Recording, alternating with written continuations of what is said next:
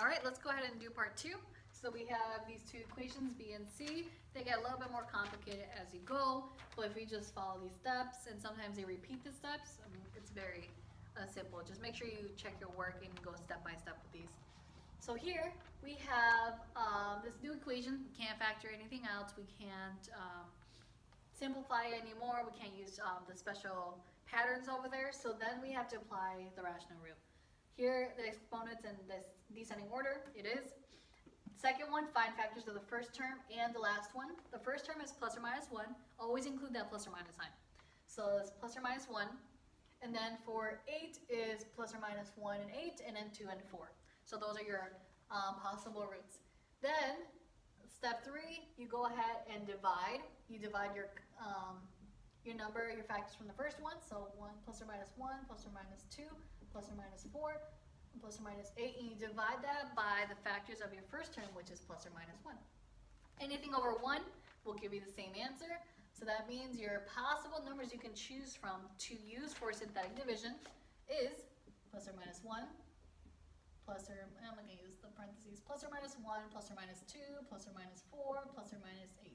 There is 2, 4, 6, 8 possible numbers you can choose from for synthetic division.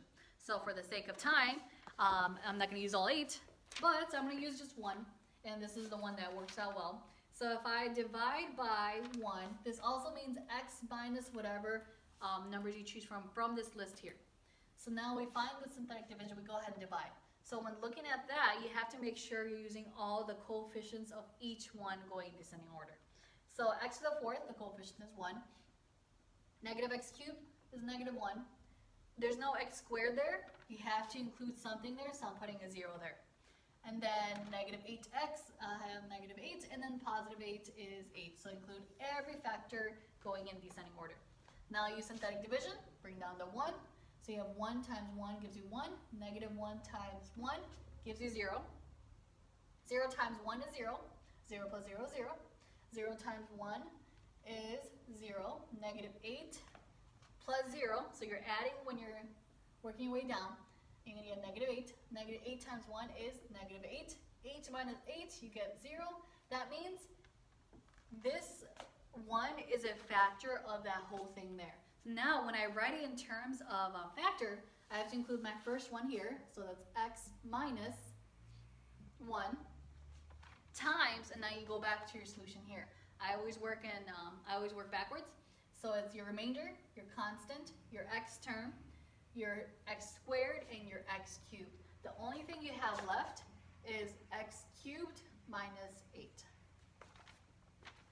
So you have x cubed minus 8. That means, if you look at it even closer, you have a difference of a cube. So going back over there. So I'm going to bring my x minus 1 down, and everything is set equal to 0. So it's your first term squared minus your second term, or sorry, your first term cubed minus your second term cubed, which would be x minus 2. You're going to end up with, bring this one down again. Always include this one. This is very hard. Sometimes it's very forgetful, not hard. You forget this a lot because it's not really a part of this equation there, but always bring it down nevertheless. Now you have this.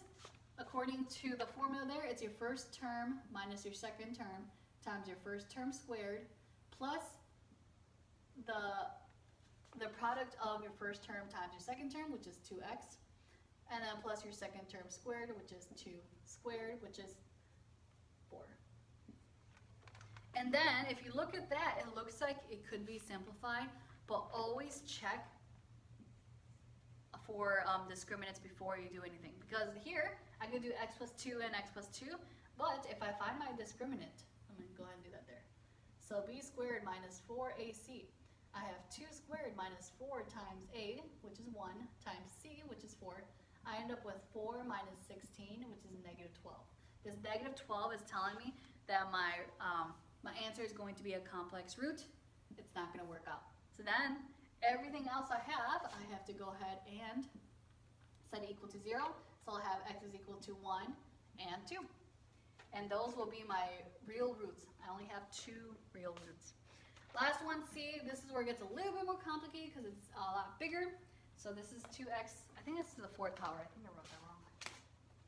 Yeah, I did. So this is to the 4th power. First thing, you want to see if you can factor anything out or simplify it. You can. Second thing, follow this rule. First thing is make sure it's in descending order. Check. Second thing, factors of the first one and the last one. So factors of 2 is plus or minus 1 plus or minus 2. Factors of 4, plus or minus 1 plus or minus 2 plus or minus 4.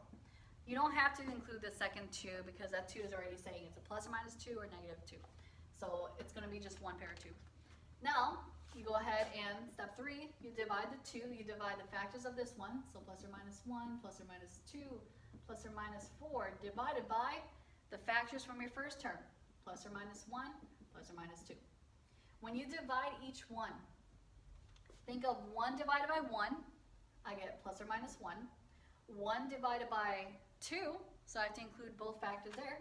1 divided by 2 is plus or minus 1/2. 2 divided by 1, I get plus or minus 2. 2 divided by 2, I get plus or minus 1. I already have that here. I'm not going to write it yet. 4 divided by 1, I get plus or minus 4.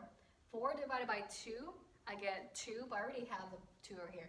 So that means only factors is 1, 2, 3, 4. There's 8 possible factors I can use for step 4, which is synthetic division.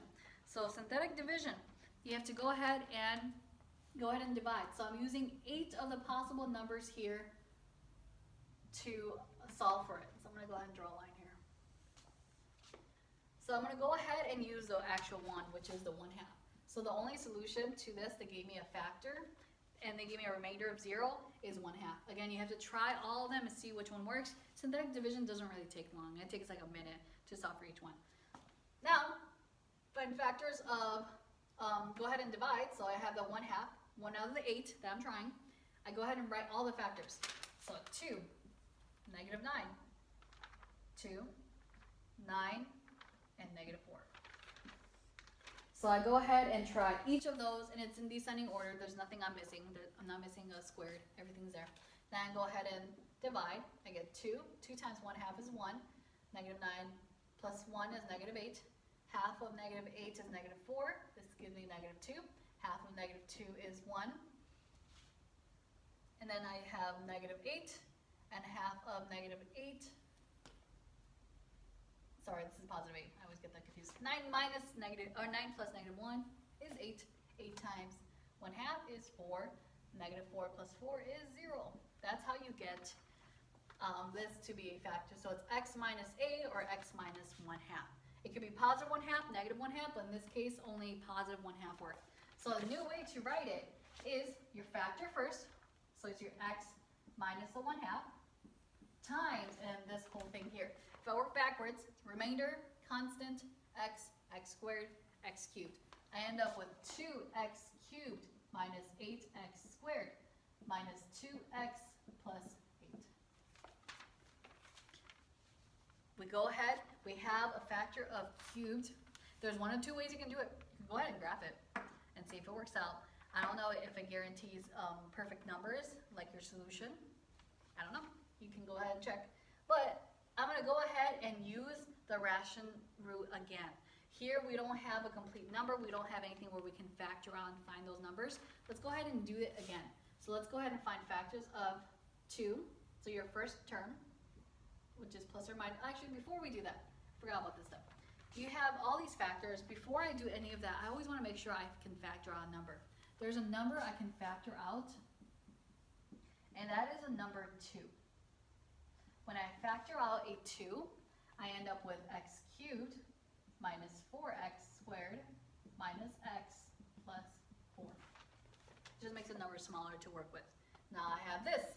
I go ahead and find factors of my first one, which is plus or minus 1, and my last one, which is plus or minus 1, plus or minus 2, and plus or minus 4.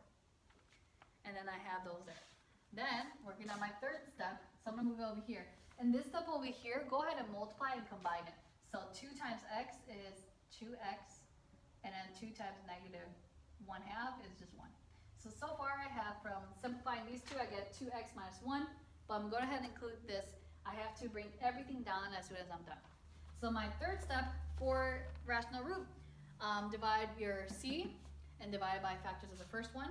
So that's plus or minus 1, plus or minus 2, plus or minus 4, divided by your first term, which is plus or minus 1.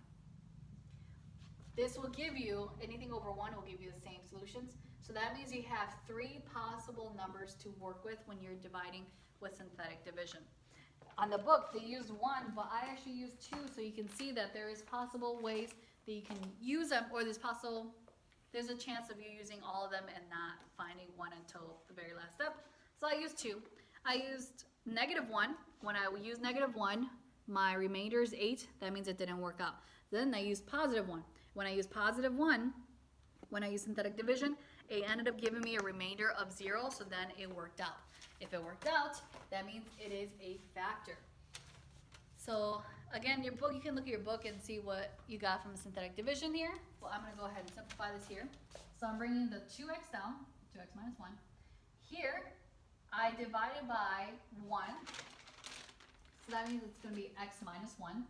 And when I divide, my factors will now be, let's see, constant x squared. It's going to be x squared minus 3x minus 4. And now, I use discriminant.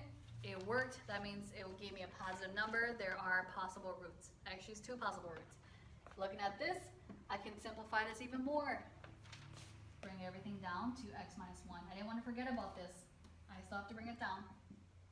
And then if I factor this out, factors of -4, they give me -3, is x minus 4 and x plus 1.